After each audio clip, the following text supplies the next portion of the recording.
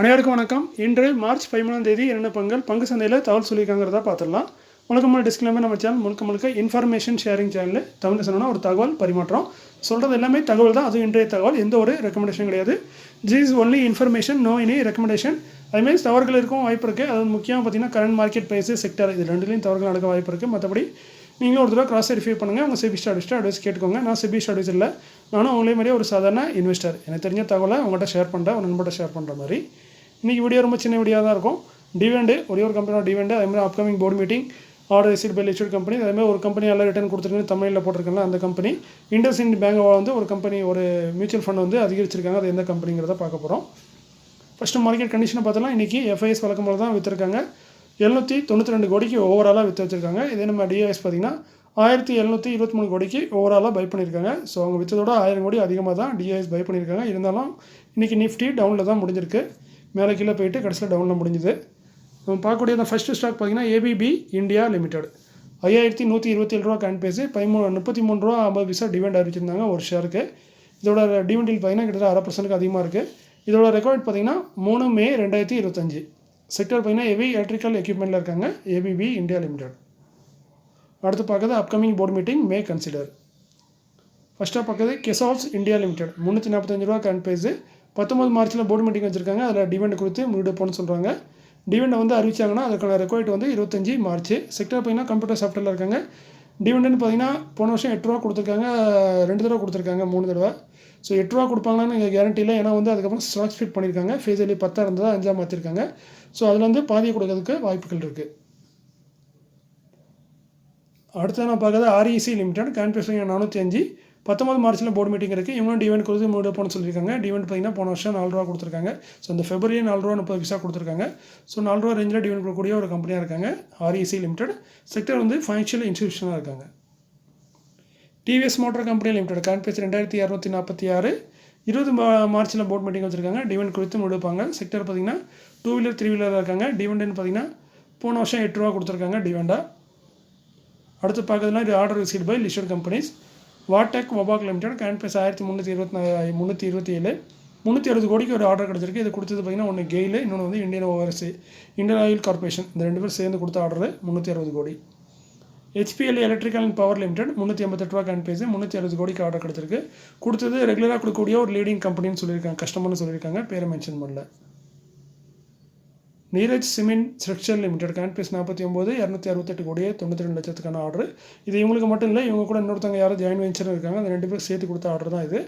So இதில் கொடுத்தது யாருன்னு பார்த்தீங்கன்னா border roads organisation, Jammu and Kashmir. Jyothi limited 72 ரூபா கரண்ட் பேஸ், 9 கோடியே 90 லட்சம், கிட்டத்தட்ட 10 கோடி வச்சுக்கோங்க, ஆர்டர் கிடச்சிருக்கு. கொடுத்தது ஜிவிபிஆர் இன்ஜினியர் லிமிடெட், ஹைதராபாத்தை சேர்ந்த கம்பெனி. John Cockerill India limited current base 2544, 40 கோடிக்கு ஆர்டர் கிடச்சிருக்கு. கொடுத்தது ஜிண்டால் இந்தியா லிமிடெட். லர்சன் டர்போ லிமிடெட் கரண்ட் பேஸ் 3187, இவங்களுக்கு ஒரு லார்ஜ் ஆர்டர் கிடச்சிருக்கு. இதை கொடுத்தது யாருன்னு பார்த்தீங்கன்னா ஓவர்சீஸ் கிளைண்ட்டுன்னு சொல்லியிருக்காங்க. 2000 லார்ஜ் ஆர்டர்னு சொன்னால் 2500 கோடியிலேருந்து 5000 கோடிக்குள்ளே இருக்கிறது லார்ஜ் ஆர்டர்னு சொல்லுவாங்க எல்என்டி. ஸோ நல்ல ஒரு ஆர்டர் தான் வழக்கமாக கிடச்சிருக்கு.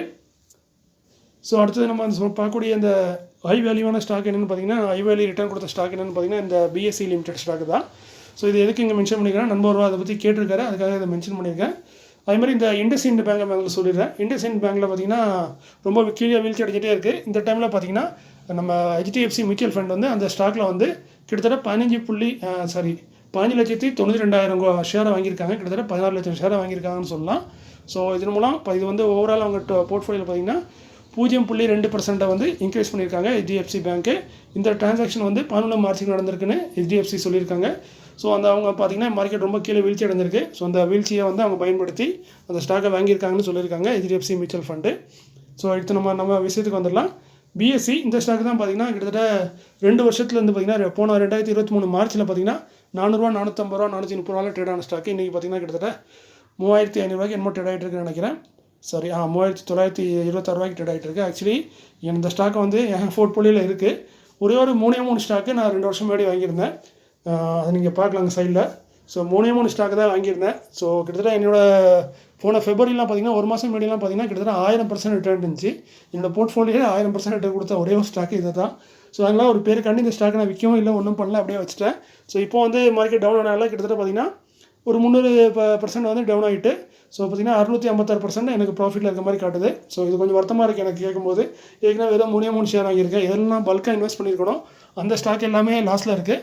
ஒரே ஒரு 3 ஸ்டாக் வாங்கினதுனால இந்த ஸ்டாக் வந்து நான் விற்கவும் இல்லை, மேற்கொண்டு ஆட் பண்ணவும் இல்லை, அப்படியே விட்டுட்டேன். சரி, என் போர்ட்ஃபோலியோவில் ஒரு நல்ல ஸ்டாக்காக இருக்கட்டும் அப்படின்ட்டு. ஸோ 1000% ரிட்டர்ன் கொடுத்த ஸ்டாக்கு இப்போ வந்து கிட்டத்தட்ட பார்த்தீங்கன்னா 650% எனக்கு வந்துட்டு. ஏன்னா அந்த மார்க்கெட் டவுன் ஆனால ஃபெப்ரவரியில் நல்லா ரிட்டர்ன் இருந்துச்சு. ஸோ இந்த ஸ்டாக்கு தான், இந்த ஸ்டாக்குக்கு அழிவே கிடையாது, அவ்வளோவா நல்ல ஸ்டாக்கு. இருந்தாலும் என்னால் இந்த ஸ்டாக்கை வந்து ரொம்ப ஹோல்ட் பண்ண முடியல, அது ஒரு பிரச்சனையாகிட்டு எனக்கு. நம்ம வீடு கட்டுறதுனால எனக்கு ஃபைனான்ஷியல் தான் முக்கியமாக காரணம். நம்மளுக்கு பணம் தேவைப்படும் போது நம்ம அந்த பணத்தை எடுத்துருவோம், எப்படியாவது எடுத்துருவோம். அந்த லாஜிக்கில் தான் இந்த ஷேர்லாம் பார்த்தீங்கன்னா 80,000 ரூபாய்க்குலாம் நான் வாங்கி வச்சுருந்தேன், பிஎஸ்சியை 500 ரூபாய்க்கு. பட் எனக்கு வீடு கட்டுற டைமில் பணம் தேவைப்பட்டனால அந்த ஸ்டாக்லாம் விற்றுட்டு வந்துட்டேன். ஸோ இப்போ நான் வச்சுருந்தேன் அந்த 50,000 இப்போ 8 லட்சமாக மாறி இருக்கும். பட் நேரம் சரியில்லை, நான் எல்லாத்தையும் விற்றுட்டு வந்துட்டேன்.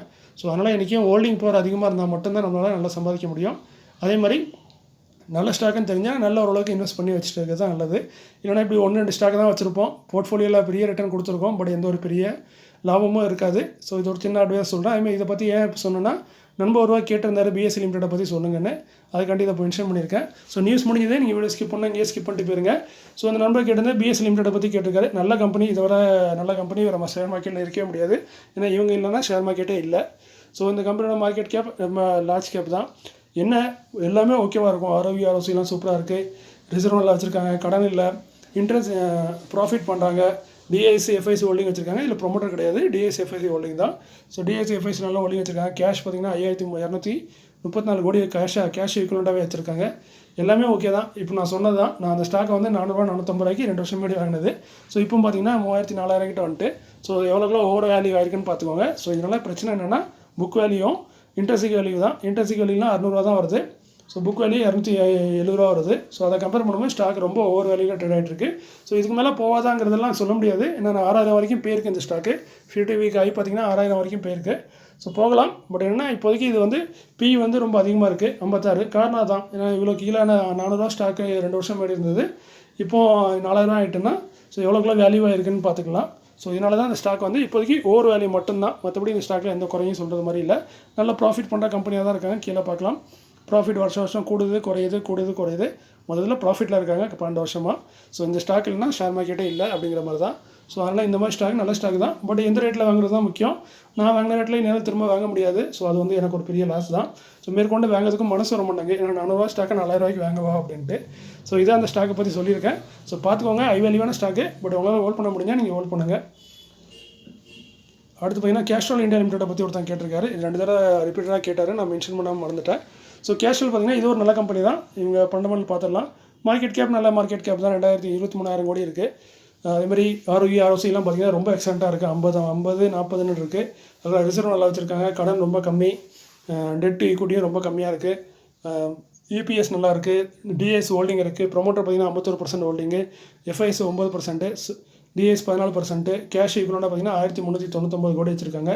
ஸோ எல்லாமே சூப்பராக இருக்குது. மைனஸ்ன்னு பார்த்தீங்கன்னா புக் வேல்யூ, கரண்ட் வேல்யூ, இது ரெண்டையும் கம்பேர் பண்ணும்போது புக் வேல்யூ பார்த்தீங்கன்னா வெறும் 23 ரூபா தான், இன்ட்ரெஸ்டிக் வேல்யூ பார்த்தீங்கன்னா 123 ரூபா. ஸோ இதெல்லாம் கம்பேர் பண்ணும்போது ஸ்டாக் வந்து ஓவர் வேல்யூவாக ட்ரேட் ஆகிட்டு இருக்குது. பியும் பார்த்தீங்கன்னா அதிகமாக தான் இருக்குது, 25 இருக்குது. ஸோ 25 பி இண்டஸ்ட்ரி பியோட கம்மியாக இருந்தாலுமே ஸ்டாக்கோட பி பார்த்தீங்கன்னா கொஞ்சம் அதிகம் தான், 25ங்கிறது. அதுமாதிரி லோ ஐயில் பார்த்தீங்கன்னா 50 வீக்கு லோக்கும் ஐக்கும் நடுவில் ட்ரேட் ஆகிட்டு இருக்குது.